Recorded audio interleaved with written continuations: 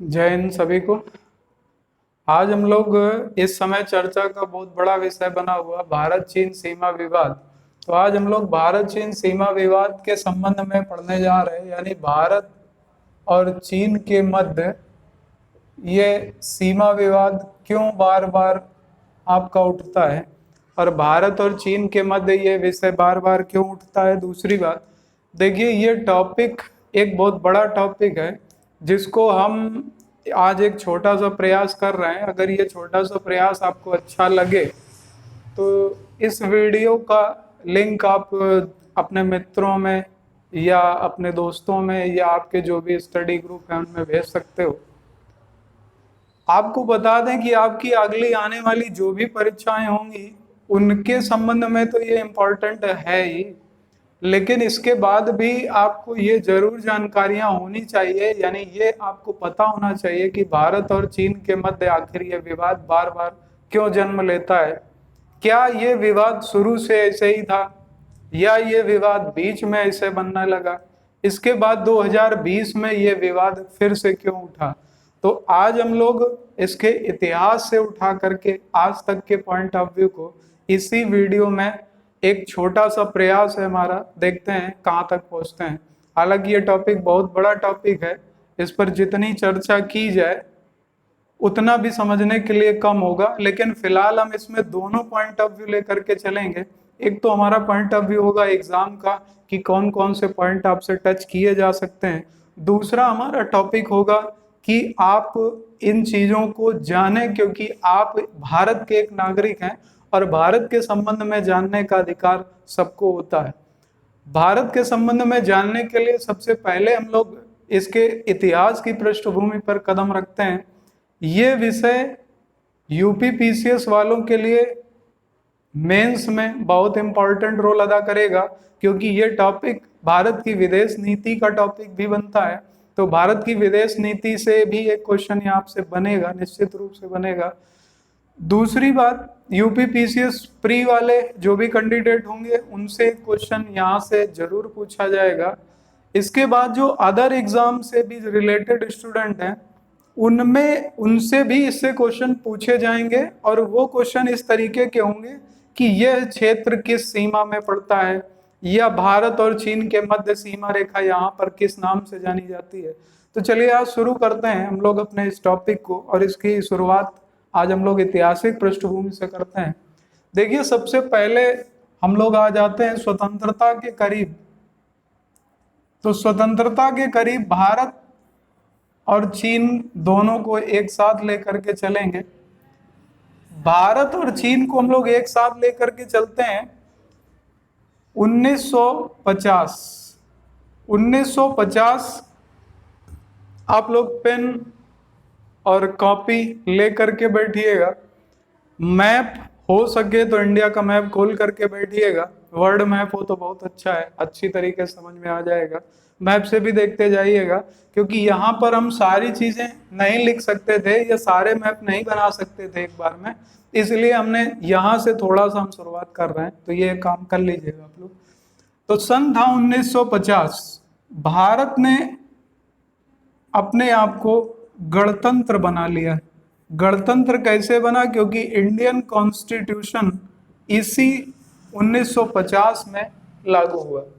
26 जनवरी 1950 को हम गणतंत्र हुए। भारत पूरी तरीके से संपूर्ण प्रभुत्व संपन्न तो नहीं कहा जाएगा, लेकिन हाँ पूर्ण रूप से 26 जनवरी 1950 के बाद संपूर्ण प्रभुत्व संपन्न बन गया। गणतंत्र बन जाने के बाद 1950 का ये सन आपको ध्यान रखना है। उसी के साथ हमारे पड़ोसी देश चीन में क्या हो रहा था? चीन में इससे ठीक एक वर्ष पहले यानी 1949 में एक क्रांति होती है, और ये क्रांति चीनी क्रांति के नाम से जानी गई। चीनी क्रांति किस वर्ष हुई ये परीक्षाओं में पिछली बार भी कई बार परीक्षाओं में आ चुका है, जो परीक्षाएं हो चुकी, अगली परीक्षाओं में आने के तो पूरे चांसेस बनते हैं। तो चीनी क्रांति कब होती है? 1949 में ये क्रांति होती है। इसके बाद इस क्रांति के प्रणेता कौन रहे? तो इस क्रांति के प्रमुख प्रणेता थे जिनका नाम था माओ त्से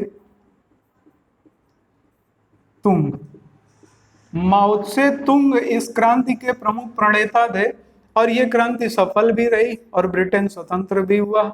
ब्रिटेन स्वतंत्र होने के बाद वहां पर राष्ट्रपति के रूप में कार्यरत भी हुए और माओ त्से तुंग एक तरीके से चीन के जनक भी कहे जा सकते हैं, क्योंकि चीन को पूर्ण रूप से इन्होंने प्रभुत्व दिलाया।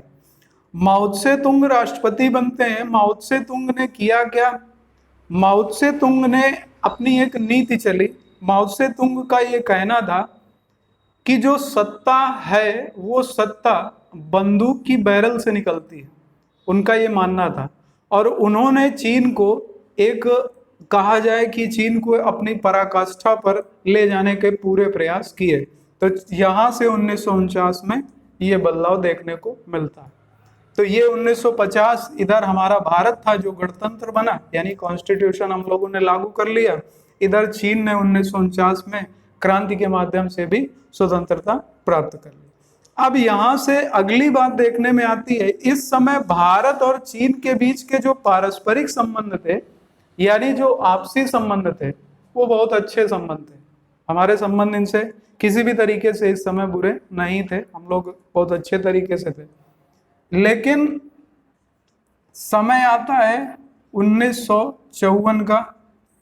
1954 में भी हम लोगों के संबंध बहुत अच्छे रहे और इसी बीच में एक समझौता हो जाता है 1954 में, जिसे नाम दिया गया पंचशील समझौता।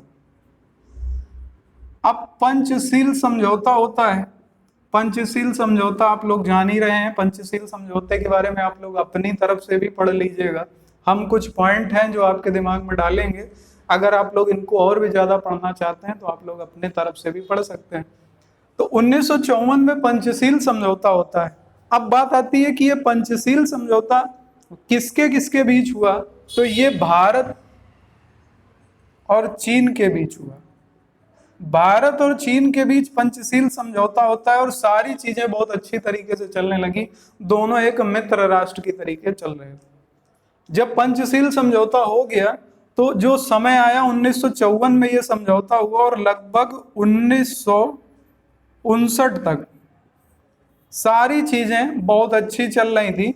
इसी समझौते के बाद हालांकि भारत और चीन की मित्रता को देखते हुए एक नारा भी निकला और इस नारे को नाम दिया गया हिंदी चीनी भाई भाई। वो इसी समझौते के बाद का एक नारा था। पंचशील पंचशील समझौते से लेकर के 1959 तक के समय को भारत और चीन के मध्य संबंधों को एक तरीके से आप हनीमून पीरियड या सबसे अच्छे समय का पीरियड दोनों के मध्य में ये माना जाता है 1954 से 1959 तक का समय। लेकिन बदलाव कहाँ से आना शुरू हुआ? तो बदलाव आना शुरू हो जाता है 1959 से। अब बात आती है कि 1959 में ये बदलाव क्यों आया, 1959 में चीजें क्यों बदलने लगी। तो आप लोग चाहें तो यहाँ तक नोट कर सकते हैं, फिर 1959 की बात भी कर लेते हैं। अब देखिए 1959 में ये बदलाव इसलिए आया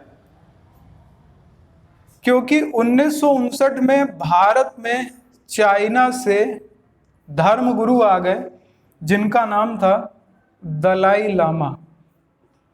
दलाई लामा यहाँ से यानी चाइना से भारत में आए और भारत में ये रहने लगे। जैसे ही ये भारत आए, भारत और चीन के मध्य 1959 में संबंध बिगड़ना शुरू हो गए। कुछ ये भी कहा जाए कि वहां के राजनीतिक समीकरण भी बदलने लगे, यानी जो भावनाएं या जो फीलिंग्स या जो चीजें आपस में थी वो चीजें कहीं ना कहीं थोड़ी थोड़ी बदल भी रही थी। और इधर थोड़ा सा काम हो गया, दलाई लामा जी जब यहाँ पर भारत में आए तो ये चीन को अच्छा नहीं लगा और उन्होंने अपना एक सेपरेशन यानी कि दूरियां बढ़ना शुरू हो गई। जब दूरियां बढ़ना शुरू हो गई दलाई लामा के आने के बाद, यानी 1959 में ये भारत आ गए, तो 1959 में स्थितियां बदलने लग गई। 1959 में स्थितियां जैसे ही बदली, ये स्थितियां स्पष्ट रूप से इसी के कुछ समय बाद, यानी अगर कहा जाए शुद्ध शब्दों में, तो जो चीन की भड़ास थी, जो वो पीता जा रहा था लगातार भारत के प्रति, खुल करके कुछ नहीं कह पा रहा था, तो वो चीन ने कब प्रदर्शित किया? तो वो चीन ने प्रदर्शित कर दिया 20 अक्टूबर 1962। 20 अक्टूबर 1962 वो डेट है जब भारत और चीन के मध्य युद्ध हो गया। भारत और चीन के मध्य 1962 में युद्ध होता है। युद्ध 20 अक्टूबर को प्रारंभ हुआ, इसके बाद समझौता भी हुआ, कुछ क्षेत्र हमारे उधर भी गए, कुछ लाइनें भी डिसाइड हो गई, अभी उन पर भी देखेंगे। तो ये सारी चीजें होती चली गई, यानी हमारे में जो परिवर्तन आता है, यानी जो जिसको टर्निंग ईयर बोला जाता है, टर्निंग पॉइंट ईयर, तो वो टर्निंग ईयर हो जाता है 1959। यहां से बदलाव आना हुआ और 1962 के बाद हम दोनों के मध्य में यानी भारत और चीन के बीच में सारी स्थितियां बदलती चली गई। अब जब स्थितियां बदलती चली गई, सारी चीजें दोनों के बीच में बढ़ती जा रही थी, तो इसी बीच में समझौता हो जाता है। समझौते से युद्ध विराम तो हो गया, लेकिन जो आंतरिक मतभेद थे वो कहीं ना कहीं चीन के दिमाग में पनप रहे थे, क्योंकि भारत की जो स्ट्रेटजी शुरू से रही है, आज तक भारत ने किसी भी देश पर अपनी बाउंड्री लाइन को लेकर के बढ़ावा, यानी बाउंड्री लाइन बढ़ाने को लेकर के कभी भी किसी देश पर आक्रमण नहीं किया। भारत को खुद बाहर के आक्रमण सहने पड़े हैं, लेकिन भारत ने आज तक रिप्लाई नहीं दिया। लेकिन आज 2020 के भारत में और 1962 के भारत में बहुत अंतर आ चुका है। ये अब 1962 का भारत नहीं है, ये बात चीन भी जानता है भली बात से। इसीलिए चीन को, अब हम बात आगे करेंगे कि चीन को क्यों इतना रुक रुक करके स्टेप लेने पड़ रहे हैं। तो भारत चीन युद्ध के बाद ये स्थितियां तेजी से बदलती चली गई और हमारे बीच संबंध बिगड़ते चले गए। अब अगली बात आती है कि यहां से चीन ने सीमा विवाद के मुद्दे उठाने शुरू कर दिए। एक कॉन्सेप्ट है चीन का, जिसे चीन ने हिमालय क्षेत्र में अप्लाई भी किया है। अभी आपके CDS जनरल विपिन रावत, जो कि आपके पूर्व थल सेना अध्यक्ष भी रहे, उन्होंने अभी एक कॉन्सेप्ट की चर्चा की थी, शायद आपने पेपर में पढ़ा हो, अभी पेपर में चर्चा का विषय भी था। वो कॉन्सेप्ट ये था कि उन्होंने बताया स्पष्ट रूप से, उन्होंने एक स्ट्रेटजी चीन की खोली जिसे सलामी स्लाइस स्ट्रेटजी कहा जाता है। चीन की एक स्ट्रेटजी है जो वो हिमालय क्षेत्र में चलता है, और हिमालय क्षेत्र में ये स्ट्रेटजी किस नाम से जानी जाती है, तो उन्होंने कहा कि ये सलामी स्लाइस स्ट्रेटजी है। सलामी स्लाइस स्ट्रेटजी क्या है? देखिए, जैसे ये मान लेते हैं हिमालय का क्षेत्र है, तो चाइना ने किया क्या, चाइना एक स्ट्रेटजी बना के चल रहा है कि उसने पूरे हिमालय को एक छोटे छोटे भागों में डिवाइड कर रखा। अब इधर भारत की सीमा है या अन्य देशों की सीमा है, इधर हिमालय और दूसरी तरफ चीन। चीन करता क्या है, ये बात जनरल विपिन रावत ने अपने स्टेटमेंट में, या जनरल विपिन रावत ने अपने एक व्याख्यान में भी बोली थी, जो इस बात की ओर इंगित कर रही थी। चाइना करता क्या है, हिमालय क्षेत्र में वो धीरे धीरे एक एक पार्ट की ओर बढ़ता जाता है, एक एक पार्ट पर अपना कब्जा करता जाता है। स्लाइस का मतलब वो डिवाइडेशन के हिसाब से छोटे छोटे भागों में उसने डिवाइड कर रखा है, और वो एक एक भाग पर इस तरीके से कब्जा करता जाता है। जैसे ही एक भाग पर उसका कब्जा हो जाता है, वो तुरंत अगले भाग की ओर अटैक करना शुरू करता है। यानी यहाँ पर अगर सीमा निर्धारित हो गई, तो वो अगली सीमा पर प्रवेश करने के लिए प्रयास करना शुरू कर देता है। उसका मेन मकसद क्या है, तो उसका मेन मकसद हमें समझना होगा कुछ इस तरीके से। चीन में एक फिंगर कॉन्सेप्ट चलता है। फिंगर कॉन्सेप्ट चाइना की तरफ से ये चलता है कि चीन कहीं ना कहीं उसकी सीमा से जुड़े हुए, केवल भारत पीड़ित नहीं है, इससे हांगकांग भी पीड़ित है, जिसको ब्रिटेन की ओर से उसे मिला, ब्रिटेन ने उसे सौंपा था 1997 में। तो हांगकांग से भी हैं, वियतनाम से भी हैं, भारत से भी हैं, कई जगह से उसके सीमा विवाद हैं, कई देशों से। यहाँ पर भारत की बात कर रहे हैं, इसलिए भारत की बात करेंगे। तो यहाँ पर ये चीन का स्लाइस यानी सलामी स्लाइस कॉन्सेप्ट चलता है। अब हम लोग बात करते हैं इस समय क्या चर्चा का विषय है और क्या क्या पॉइंट चर्चा पे है। तो पहली चीज तो आप लोग ये नोट कर लीजिएगा, जो स्थान भारत और चीन के बीच चर्चा का विषय बने हुए हैं उनमें पहला स्थान जो यहाँ पर इंगित किया गया है, ये क्षेत्र है आपका गालवान वैली, जो कि आपका भारत और चीन सीमा पर यानी एलएसी के पास स्थित है। दूसरी है पैगांग झील के पास, ये विवादित। इसके बाद तीसरा स्थान है डेमचौक, जो विवादित स्थान अभी माना जा रहा है। इसके बाद एक स्थान है आपका नाथुला, जो भारत, नेपाल और सिक्किम, या आप बोल सकते हैं सिक्किम, नेपाल और चाइना या तिब्बत बोल सकते हैं कि सीमा पर स्थित। तो ये 4 क्षेत्र ऐसे हैं जो कि अभी विवाद का कारण बने हुए हैं। हालांकि नेपाल का भी काला पानी इसमें विवाद का कारण है, लेकिन नेपाल ने भी मुद्दा उठाना शुरू किया था, लेकिन नेपाल की तरफ अभी भारत ने कोई भी ध्यान नहीं दिया, क्योंकि नेपाल की ओर से काला पानी की बात उठाया जाना भारत को एक तरीके से ये लग रहा है कि इस पर हमें ज्यादा ध्यान देने की जरूरत नहीं है, क्योंकि वो बेवजह की काला पानी की बात कर रहा है, क्योंकि भारत पर उस पर अधिकार शुरुआत से ही। तो यहाँ से हम लोग इतनी बात समझ चुके हैं कि ये मुद्दा कहाँ से बदलता है। अब जरा यहाँ पर थोड़ा सा ध्यान देते हैं। देखिए, सबसे पहली बात कर लेते हैं कि भारत में और चीन के मध्य जो सेक्टर वाइज डिवाइडेशन है वो कैसा है। तो देखिए, सबसे पहला हम लोग देख लेते हैं, ये आपका यहां से ये जो लद्दाख सीमा को स्पर्श करता हुआ क्षेत्र है, अब इसे लद्दाख ही बोलते हैं, आप पहले जेके का भाग बोलते थे। ये जो लद्दाख का क्षेत्र है, इससे लगा हुआ जो चाइना बॉर्डर है, इंडिया चाइना बॉर्डर लद्दाख क्षेत्र से लगा हुआ, तो यहां से लेकर के और लद्दाख की सीमा तक के क्षेत्र को थोड़ा सा नीचे तक जाएंगे, इसको बोला जाता है वेस्टर्न सेक्टर यानी पश्चिमी क्षेत्र। इसके बाद आप ये नाम पेपर में सुनते होंगे, western sector, central sector, eastern sector. इसके बाद यहाँ पर हिमाचल प्रदेश, हिमाचल, और दूसरा है उत्तराखंड, इनको टच करने वाली जो कमांड है, यानी जिसे नाम दिया गया है सेंट्रल सेक्टर, इसे सेंट्रल सेक्टर कहा जाता है। इसके बाद तीसरा सेक्टर आता है ईस्टर्न सेक्टर, जिसे पूर्व क्षेत्र या पूर्वी सेक्टर के नाम से भी जाना जाता है। ये क्षेत्र यहाँ सिक्किम से शुरू होता है और अरुणाचल प्रदेश की जो सीमा है वहां तक जाता है। ये भारत और चीन के मध्य का ये क्षेत्र आता है।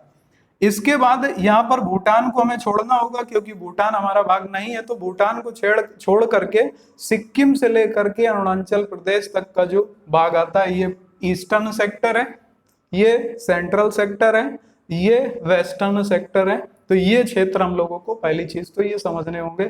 अब बात आती है कि चाइना से भारत और चीन के मध्य यानी चाइना और भारत के बीच में कितनी सीमा रेखाएं हैं जो आज तक निर्धारित हुई हैं।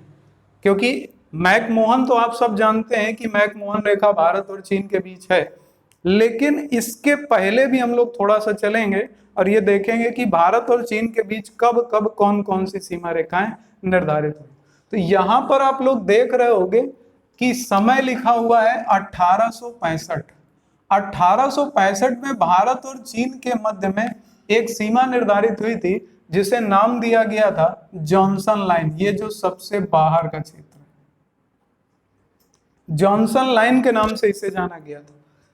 इस जॉनसन लाइन को भारत शुरू से मानता रहा है, भारत ने इस लाइन को माना है।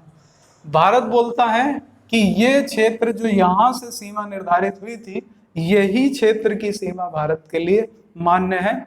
भारत ने इसको माना, हालांकि चीन ने इसको नहीं माना।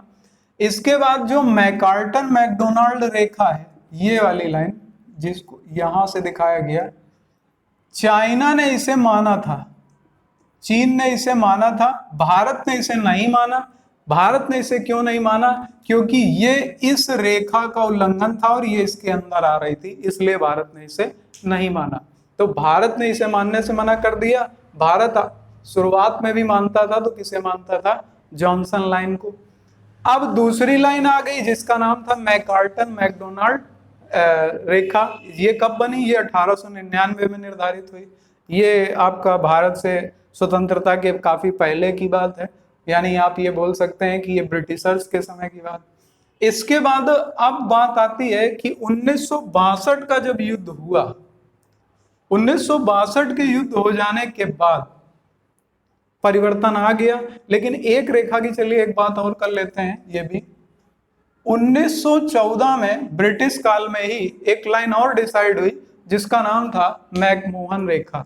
तो ये क्वेश्चन कई बार क्वेश्चन पूछा जाता है कि मैकमोहन रेखा भारत और चीन के मध्य कब निर्धारित हुई थी। 1914 में ये निर्धारित हो गई, लेकिन तुरंत प्रभाव से लागू नहीं हो पाई। ये इसको निर्धारित होने में लगभग 1937-38 तक का समय लग जाता है। 1940 तक आते आते ये पूरी तरीके से अप्लाई हो पाती है। ये थी मैकमोहन रेखा। तो यहां से ये मैकमोहन रेखा 1914 में डिसाइड हुई थी, तो ये आपको याद रखना होगा।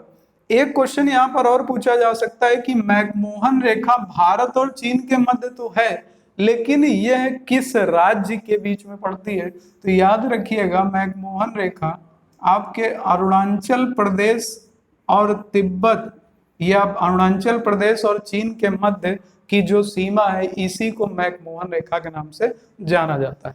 अब बात कर लेते हैं 1962 के युद्ध की और एलएसी की। देखिए 1962 का जो युद्ध हुआ, 1962 के युद्ध में हुआ ये कि इधर से चीन की सेनाएं आ चुकी थी, इधर से भारत की सेनाएं भी पहुंच गई थी। हालांकि आप ये कह सकते हो कि राजनीतिक इच्छा शक्ति के बारे में आप जरूर पढ़िएगा 1962 में, क्योंकि सारी चीजें हम नहीं बोल सकते या सारी चीजें हम नहीं बता सकते। 1962 के युद्ध में जब आप देखोगे तो उसमें देखोगे कि इस युद्ध में हमारी जो सेना थी उसने बहुत जबरदस्त रोल प्ले किया था। उस समय की स्थिति हमारी सेना की वो नहीं थी जो स्थिति आज है। उस समय हम लोगों को, यानी कि जो हमारी सेना हुआ करती थी, वो सिर्फ अपने जज्बे से लड़ी थी। संसाधनों की बहुत ज्यादा कमी थी और युद्ध अचानक था। इसलिए इस युद्ध में हम कहीं ना कहीं थोड़ा सा पीछे रह गए, लेकिन सेना ने हमें पीछे नहीं होने दिया और सेना पूरी सशक्ति से यहाँ पर लड़ी। जब सेना के बीच, यानी भारत और चीन के बीच 1962 में ये युद्ध होता है, तो सेना का पराक्रम देख करके चीन को कहीं ना कहीं ये लगने लगा था कि अगर ज्यादा लंबे समय तक हम ये युद्ध आगे बढ़ाएंगे तो परिणाम विषम भी जा सकते हैं, क्योंकि सेना का पराक्रम बहुत जबरदस्त था यहाँ पर। तो यहां से जो भारत की सेनाएं गई और उधर से जो चीन की सेनाएं आई, दोनों जहां पर खड़ी थी, यानी जहां पर युद्ध हुआ, और दोनों अंत समय पर जहां पर युद्ध विराम के समय खड़ी थी, वहीं पर एक लाइन डिसाइड कर दी गई, यानी दोनों देशों के मध्य एक सीमा रेखा निर्धारित कर दी गई, जिसे आपका एलएसी के नाम से जाना गया। एलएसी के बारे में आपको एक बात और बता दें, एलएसी का पूरा नाम होता है लाइन ऑफ एक्चुअल कंट्रोल, लेकिन ये इंडिया और चाइना के बीच में, यानी दो पक्षों का एक समझौता है। इंटरनेशनल लेवल पर इसे मान्यता नहीं दी गई है आज भी। ये भारत और चीन के मध्य समझौते की एक रेखा है, जिस पर हमेशा दोनों देश, जब भी कभी विवाद होता है तो दोनों देश की सेनाओं के हाई कमान बैठ करके इस समझौते को पूरी तरीके से, यानी दोनों देशों के हाई कमान बैठ करके सेनाओं के, तो वो पूरी तरीके से इसको सॉल्व करने का प्रयास करते हैं। तो यहां पर जहां सेनाएं रुक गई उसे नाम दे दिया गया एलएसी का। एलएसी का फुल फॉर्म होता है लाइन ऑफ एक्चुअल कंट्रोल। वहीं जो पाकिस्तान से सीमा लगती है उसका नाम है एलओसी, यानी लाइन ऑफ कंट्रोल। तो ये तो थोड़ा सा अलग बात है। ये इंडिया पाकिस्तान के बारे में हमने जब अनुच्छेद 370 की बात करी थी, तो ये भी हमने पूरी तरीके से एक्सप्लेन करके आपको बताया था। ऑफलाइन क्लास में जो लोग हमसे पढ़े हैं, 370-35 से हमने पूरा एक्सप्लेन किया था, सीमा भी बताई थी, सारी चीजें क्लियर करी थी। ये बात फिर कभी आगे करेंगे। अगर आपको लगता हो तो हम इसका वीडियो फिर से बना करके आपको अपलोड करवा देंगे। अगर आपको लगे तो आप कमेंट बॉक्स पे कमेंट करिएगा, या आप कोई विषय चाहते हो जिस पर हम एक्सप्लेनेशन दें तो आप कमेंट कर दीजिएगा, हम उस पर जल्दी से जल्दी आपको एक वीडियो उपलब्ध करा देंगे। अब यहां से हम लोग आगे अपनी क्लास को लेते हैं। एलओसी मतलब लाइन ऑफ एक्चुअल कंट्रोल, और LOC line of actual control, और ये हो गई लाइन ऑफ कंट्रोल। अब यहाँ पर एक टर्म हमें और समझने की जरूरत होगी, देखिए ये पूरा क्षेत्र पहले क्या कहलाता था, तो पूरा क्षेत्र था जम्मू कश्मीर क्षेत्र। तो पूरे क्षेत्र को हम लोग J&K यानी जम्मू कश्मीर क्षेत्र के नाम से जानते थे। अब जब उधर से पाकिस्तान की सेनाएं इधर यानी 1947 में जब आगे बढ़ती आई, तो जहां रुक गई वो सेनाएं पीछे आज तक नहीं गई, तो वो नाम पड़ गया LOC का। इधर चाइना की सेनाएं जो आई जहां रुक गई वहीं रुक गई, तो यहाँ पर नाम पड़ गया LAC का। तो अब इसे जो LOC वाला भाग है इसको हम लोग POK के नाम से भी जानते हैं, यानी पाक ऑक्यूपाइड कश्मीर, क्योंकि पाक अधिकृत कश्मीर के नाम से भी जाना जाता है, क्योंकि पाकिस्तान का इस पर कब्जा है। दूसरी बात, यहां पर जो LAC का बात है, LAC, तो LAC का मतलब है लाइन ऑफ एक्चुअल कंट्रोल, यानी दोनों तरफ से इंडिया और चाइना के उस समय के तात्कालिक कारणों को देखते हुए जो समझौता हुआ उसे मान लिया गया LAC, जिसे हम लोग एक नाम और देते हैं कई बार COK, यानी चाइना ऑक्यूपाइड कश्मीर। तो चाइना ऑक्यूपाइड कश्मीर ये क्षेत्र LAC के इस तरफ वाला है, ये वाला भाग इसे हम लोग COK के नाम से जानते हैं, और इधर का जो भाग है इसे हम लोग POK के नाम से जानते हैं। अब ये जो COK का भाग है इसे अक्साई चिन्ह क्या नाम एक दिया गया, अक्साई चिन्ह, अक्साई चिन्ह के नाम से इसे जाना जाता है। अब यहां पर एक बात आती है कि चाइना 2020 में उछला क्यों, यानी चीन 2020 में उछल क्यों पड़ा अचानक से। तो इस संबंध में हम लोग चलिए आगे बात करते हैं। आप लोग जरा यहां तक नोट कर लीजिएगा, फिर हम आगे बात करें इसके। थोड़ा सा जगह बना लेते हैं।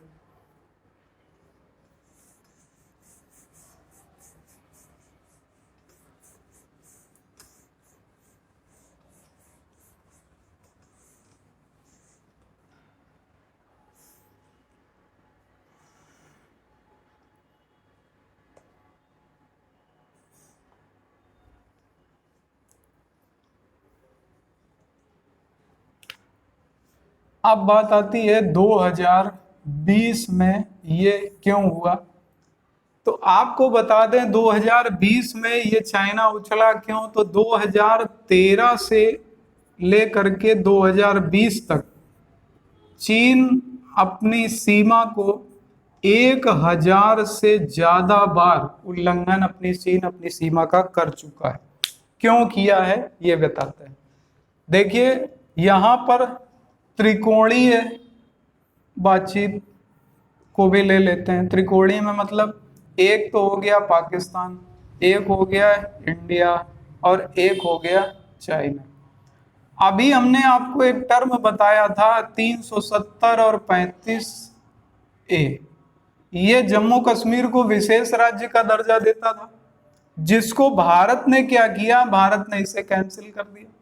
और भारत के गृह मंत्री जी द्वारा लगातार, रक्षा मंत्री जी द्वारा लगातार, यहां तक कि गृह मंत्री ने संसद में खड़े होकर के इस बात को कहा कि POK हमारा अपना भाग है। JK की तो बात करी, उन्होंने बोला POK हमारा अपना भाग है और हम इसे किसी भी हालत में ले करके रहेंगे, क्योंकि महाराजा हरि सिंह ने स्पष्ट उल्लेख इस बात का किया था। तो जब ये बात इंडिया की तरफ से कर दी गई और पाकिस्तान 370 और 35A को हटता हुआ देख रहा है जम्मू कश्मीर में, और जम्मू कश्मीर और लद्दाख दोनों क्षेत्र कैसे बन गए, दोनों क्षेत्र जम्मू कश्मीर और लद्दाख दोनों बन जाते हैं यूनियन टेरिटरी, यानी केंद्र शासित। अब दोनों केंद्र शासित बन गए। अभी जम्मू कश्मीर का प्रशासन जो हुआ करता था वो वहां के क्षेत्रीय प्रशासन के अंतर्गत आता था, जो कि लद्दाख का भी क्षेत्र इसी में आता था।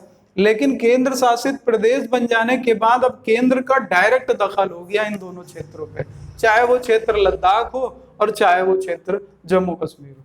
जब केंद्र ने डायरेक्ट इस पर दखल दे दिया, तो अब यहाँ पर परिवर्तन ये आने लगा कि जो क्षेत्र लद्दाख का क्षेत्र था ये चाइना बॉर्डर पर आता था। इसलिए चीन ने क्या किया कि अगर भारत ने 370-35 से खत्म किया है तो वो POK लेने का प्रयास करेगा।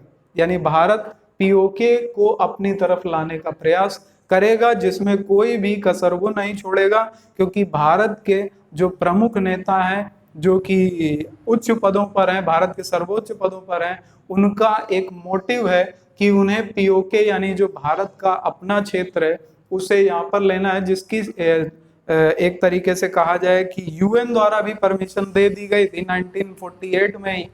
तो ये क्षेत्र भारत ले लेगा। अगर पीओके भारत ले लेगा तो पीओके लेने का मतलब है कि यहाँ लद्दाख क्षेत्र में जो कि केंद्र का डायरेक्ट दखल हो गया, कहीं ना कहीं ये भाग भी टारगेट में आएगा। जब ये भाग टारगेट में आएगा तो चीन की बौखलाहट स्वाभाविक है। दूसरा एक कारण था कि चीन 2020 में क्यों उछला, तो 2020 में उछलने का दूसरा एक कारण है, हमने आपको करंट अफेयर्स जो अप्रैल का वीडियो अपलोड किया वहां पर हमने आपको बताया था कि भारत ने अपनी विदेश नीति के अंतर्गत एफडीआई पॉलिसी यानी फॉरेन डायरेक्ट इन्वेस्टमेंट में एक बहुत बड़ा परिवर्तन कर दिया है। हालांकि परिवर्तन सिर्फ एक हुआ है, लेकिन वो बहुत बड़ा परिवर्तन।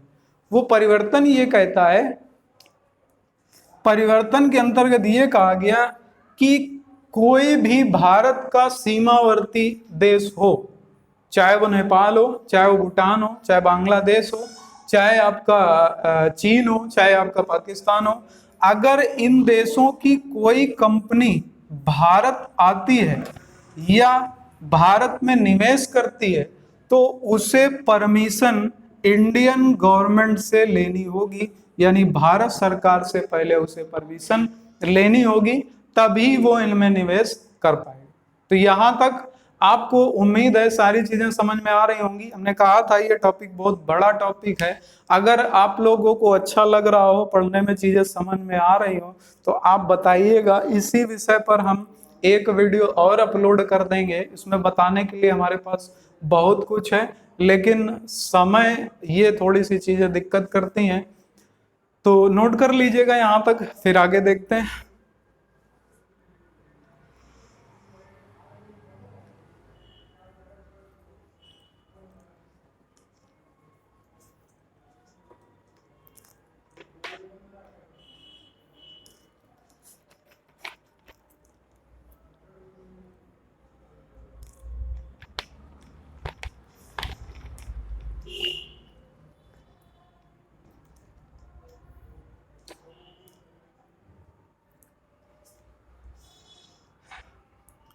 तो यहां तक आप लोगों को बात समझ में आ गई होगी कि 2020 में ऐसा क्यों कर रहा है।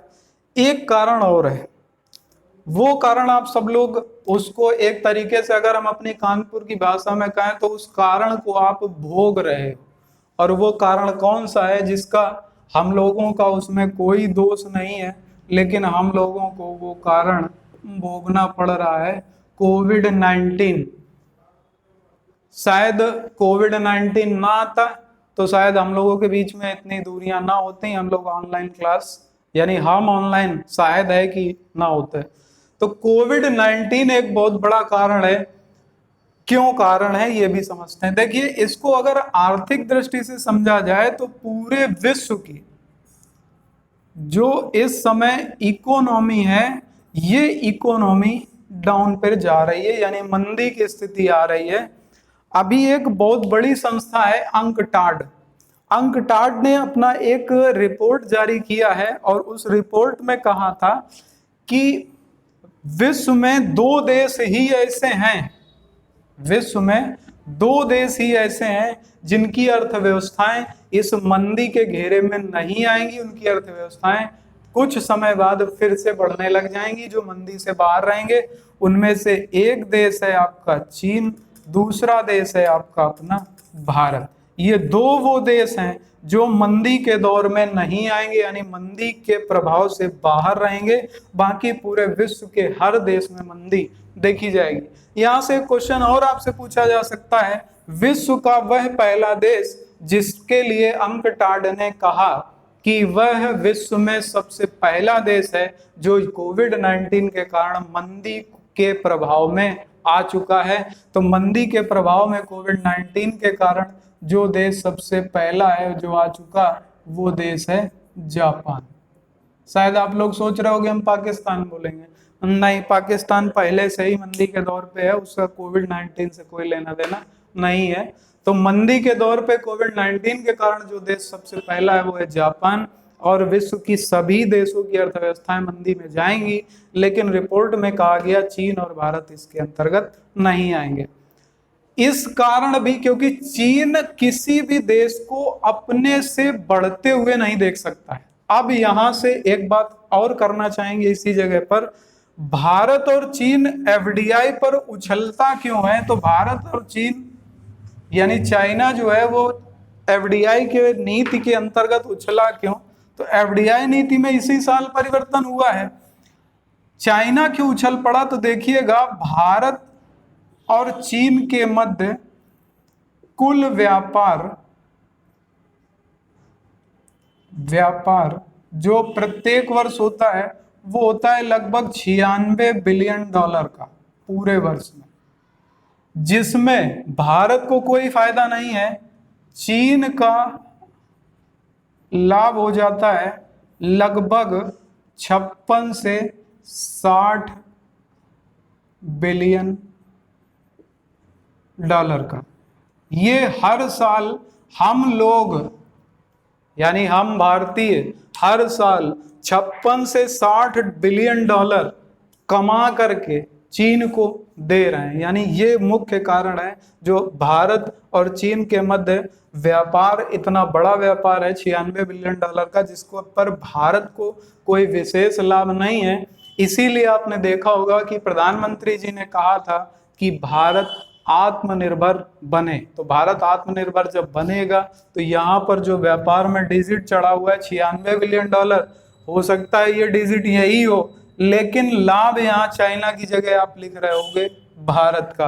तो भारत का लाभ अगर यहाँ पर ये करना है तो हम लोगों को आत्मनिर्भर बनने की ओर बढ़ना होगा। तो ये सारी चीजें इसलिए करी जा रही हैं क्योंकि इसी के कारण चीन की बौखलाहट बढ़ी है। चीन अभी कुछ समय पहले डोकलाम को लेकर के भी उछला था। तब क्यों उछला? तो उसके पीछे भी एक कारण था। देखिए, पूरे विश्व में या पूरे आपके एशिया, यूरोप और जिसमें भारत भी है, पाकिस्तान भी है शामिल करके, चाइना एक रोड बना रहा है जिसको नाम आप लोगों ने शायद सुना भी होगा, जिसका नाम है OBOR, one belt one road. इसका उल्लेख वो इस तरीके से करता है वन बेल्ट वन रोड का। उसने कहा कि हम वन बेल्ट वन रोड से एशिया, अफ्रीका, यूरोप तीनों महाद्वीपों को जोड़ देंगे। और तीनों महाद्वीपों को जोड़ने के पीछे उसका सबसे बड़ा कारण है कि वो लगातार भारत को घेरना शुरू कर रहा है, क्योंकि OBOR की 2 बैठकें हुई जिसका भारत ने पूरी तरीके से बाइकआउट कर दिया। OBOR, भारत इस मार्ग का समर्थन नहीं करता है। भारत ने इन दोनों बैठकों का अभी तक बाइकआउट किया। एक बैठक हुई थी जब बाइकआउट किया था, उसी के कुछ समय बाद डोकलाम का मुद्दा उठ गया था। डोकलाम के बाद अभी 2019 में इसकी दूसरी बैठक हुई थी जिसका भारत ने फिर से बाइकआउट कर दिया, जिसके बाद ये मुद्दा उठ गया। तो ये OBOR यानी जो वन बेल्ट वन रोड का जो कॉन्सेप्ट चाइना चल रहा है, कहीं ना कहीं कारण ये भी बनता चला जा रहा है। तो उम्मीद है आपको चीजें समझ में आ रही होंगी। अब बात आती है कि घेरे की नीति। घेरे की नीति ये आपकी बहुत दिन से, यानी कि इसका मुगलों द्वारा भी घेरे की नीति चलाई गई। तो कई तरीके की घेरे की नीतियां हुई, लेकिन अब चाइना भी घेरे की नीति चल रही है। चाइना भी घेरे की नीति चल रहा है। और घेरे की नीति क्या है चाइना की, तो जरा उसको भी देख लेते हैं थोड़े से समय में, क्योंकि समय कम है। हमने कहा था आपसे कि सारी चीजें हम एक वीडियो पे बता पाना हमारे लिए थोड़ा सा दिक्कत होगी। घेरे की नीति को लेकर के इस तरीके से आप समझ सकते हो कि चाइना भारत को चारों तरफ से घेरने का प्रयास कर रहा है, जिसमें घेरे की नीति इसे आप मोतियों की माला नीति के नाम से भी जान सकते हो। मोतियों की यानी स्प्रिंग ऑफ पर्ल्स, इसके नाम से यानी मोतियों की माला नीति के नाम से भी जान सकते हो। तो घेरे की नीति क्या है? आपने देखा होगा कि भारत के चारों तरफ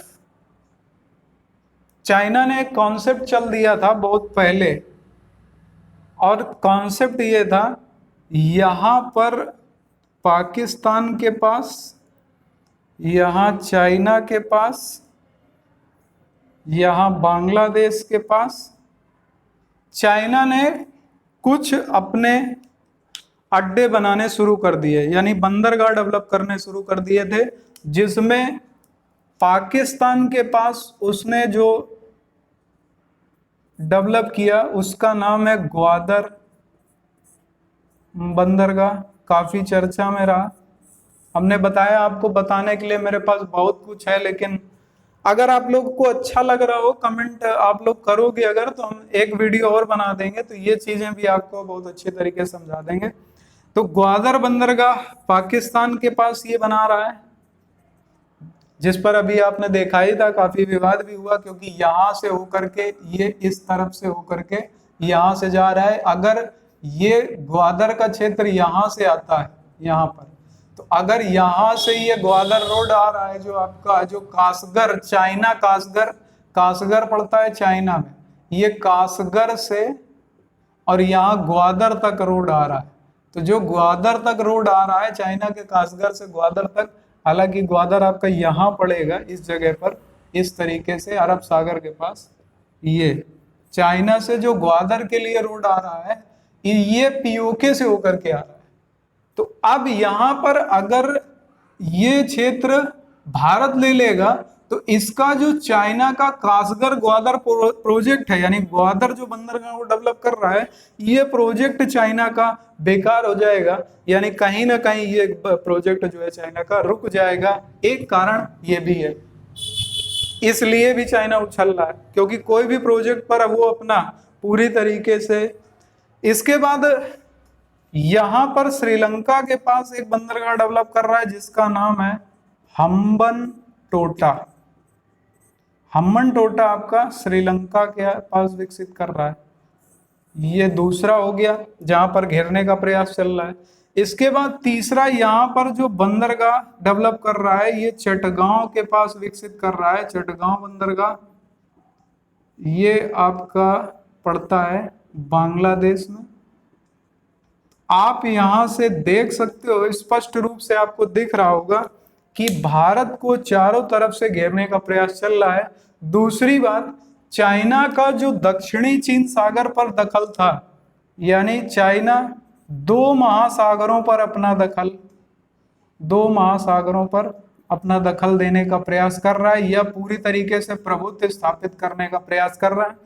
इसमें से एक तो है आपका प्रशांत महासागर, क्योंकि प्रशांत महासागर का ही अंतिम भाग दक्षिणी चीन सागर के पास आता है।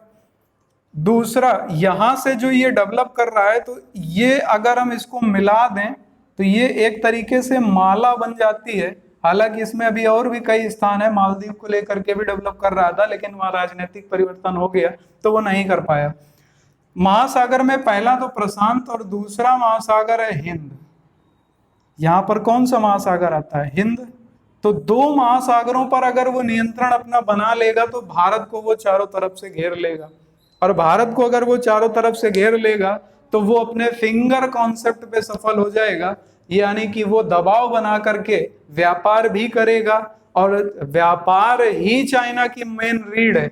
इसीलिए काफी लोग चाइना के सामान का बाइकआउट कर रहे हैं, क्योंकि व्यापार के कारण ही वो सारी चीजें कर पा रहा है, प्रॉफिट के कारण।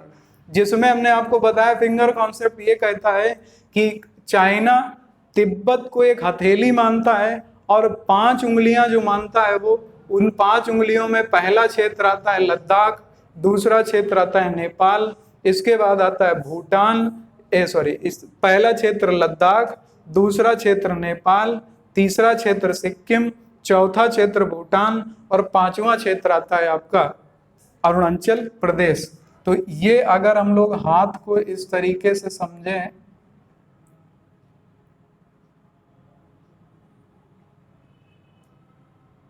तो इस तरीके से वो हाथ को कंप्लीट यानी फिंगर कॉन्सेप्ट को कंप्लीट करना चाह रहा है। ये क्षेत्र आपका लद्दाख, इसके बाद वो मान रहा है नेपाल, इसके बाद ये आपका क्षेत्र सिक्किम, इसके बाद आपका क्षेत्र भूटान और ये क्षेत्र आपका अरुणाचल प्रदेश। तो इन क्षेत्रों को, और ये क्षेत्र जो है वो तिब्बत है, क्योंकि तिब्बत को वो तिब्बत नहीं बोलता, वो दक्षिणी चीन बोलता है। इसलिए यहाँ से उम्मीद है ये सारी चीजें समझ में आ गई होंगी आपको। अभी हालांकि इसमें बहुत कुछ हमारे बताने के लिए। अगर आपको वीडियो अच्छा लगा हो तो ग्रुप्स में सेंड कर दीजिएगा, अपने दोस्तों के साथ शेयर कर दीजिएगा। अगर आप लोग चाहते हैं कि हम इस पर एक वीडियो और बनाएं तो आप लोग कमेंट कर दीजिएगा, हम तुरंत एक वीडियो इस पर और अपलोड कर देंगे। अगर आप लोग को वीडियो अच्छा लग रहा हो तो लाइक कर दीजिएगा, सब्सक्राइब ना किया हो तो कर लीजिएगा। तो अब मिलते हैं नेक्स्ट वीडियो में। उम्मीद है मेरा एक छोटा सा प्रयास था, आप सबको अच्छा लगा होगा। धन्यवाद। जय हिंद, वंदे मातरम।